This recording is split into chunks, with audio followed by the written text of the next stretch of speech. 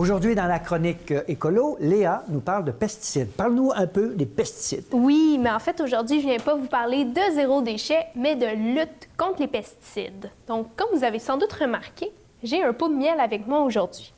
Quel est le lien entre le miel et les pesticides?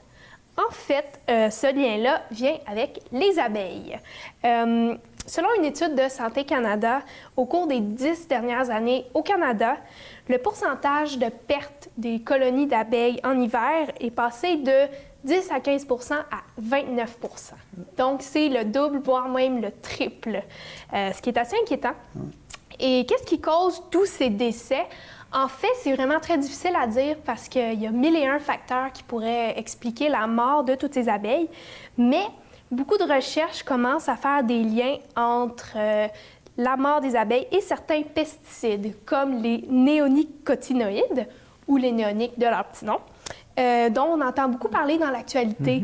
Puis en fait, qu'est-ce que les néoniques? Ce sont des insecticides qui sont très populaires et qui ont été créés pour déjouer certains insectes ravageurs qu'on va retrouver dans la culture du maïs, du soya, du canola, des céréales, de coton, des betteraves, etc. Donc, c'est vraiment un pesticide qui est très utilisé, puis qui est aussi très populaire parce qu'il y a beaucoup de souplesse et parce qu'il agit sur toute la plante. Le problème, c'est que comme les néoniques agissent sur toute la plante, bien, ils vont aussi se retrouver dans le nectar et le pollen. Et qui aime bien le nectar et le pollen? Les abeilles, mais aussi tous les autres insectes pollinisateurs comme le bourdon, le mégachile ou les papillons. Ce que les recherches démontrent de plus en plus, c'est que sans directement tuer l'abeille, les néoniques vont agir sur leur système nerveux central. Donc, on parle de leur sens de l'orientation, la faculté d'apprentissage, la faculté de reproduction, etc. Donc, c'est quand même assez inquiétant. Et les abeilles, bien, ça ne sert pas juste à faire du miel et à piquer. En fait, c'est vraiment essentiel pour notre sécurité alimentaire parce que, comme plusieurs insectes, elles vont faire la pollinisation, ce qui va permettre la reproduction des fruits, des légumes qu'on va consommer après. Même l'abeille est aussi très utilisée pour la pollinisation du café et du cacao. Les fleurs. Et en fait, des chercheurs de Harvard ont étudié l'impact de la disparition des insectes pollinisateurs sur les humains.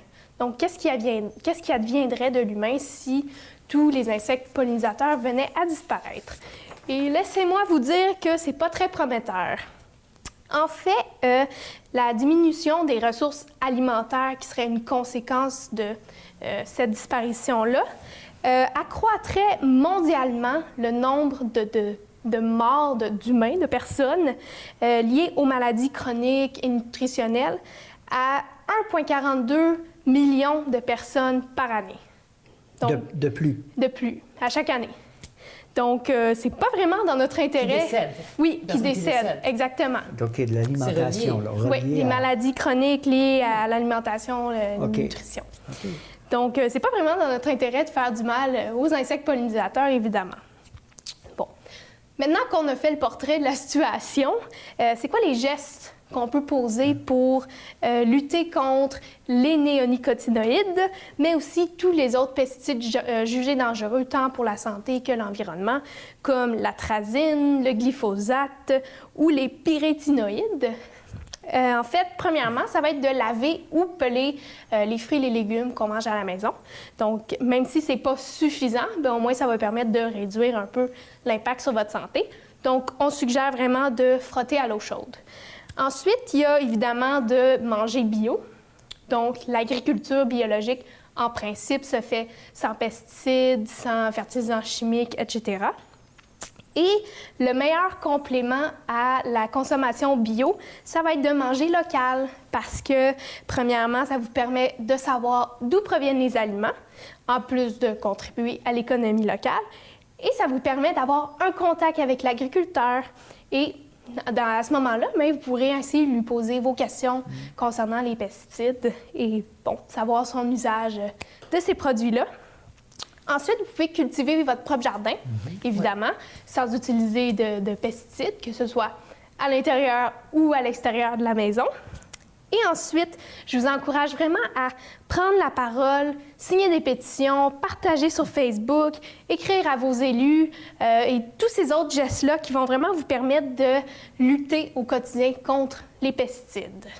Donc, j'en ai évidemment bien plus à vous dire sur le sujet, mais j'ai pas assez de temps pour aujourd'hui. Je ne sais pas si vous aviez des questions. Bien, moi, je me questionne toujours, c'est quoi la différence entre les pesticides et les insecticides? Moi, je ne sais pas c'est quoi.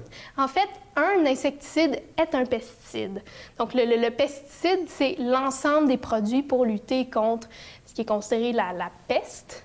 Donc, ça peut être, évidemment, les insecticides, ça va être pour lutter contre les insectes ravageurs, mais il va y avoir d'autres pesticides qui vont être utilisés pour lutter contre, par exemple, des plantes qui sont pas... Qui n'ont pas la bonne place. Oui, des mauvaises herbes, etc. Okay.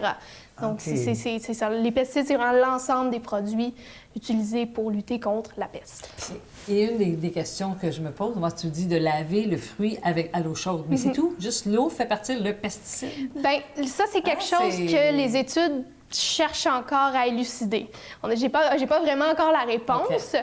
Mais c'est suffisant pour l'instant? Il n'y a pas de savon, il n'y a pas de... Ouais, il y avait un savon spécial, je ne sais pas trop, mais... Oui, en tout cas, ça va être quelque chose à confirmer parce que je sais qu'il y a des études qui se font là-dessus. OK. Puis est-ce qu'on peut en retrouver dans des plantes intérieures aussi, quand on achète nos plantes à l'extérieur? Oui, puis c'est pour ça, en fait, que c'est très important d'essayer de connaître la provenance des plantes que vous achetez, parce que la personne qui fait pousser votre plante, en premier, peut, elle, utiliser des pesticides. Parfois, ça va être indiqué sur l'étiquette, si c'est de la culture biologique ou s'il peut avoir la présence de certains pesticides, oui. Ouais. Merci, Léa. Merci beaucoup. Merci. Merci. Et à tous ceux et celles qui ont participé à mon petit sondage sur Facebook cette semaine pour savoir quel va être le sujet de la semaine prochaine, vous avez voté, vous l'avez demandé, et la semaine prochaine, je vais vous parler de désencombrement et de minimalisme.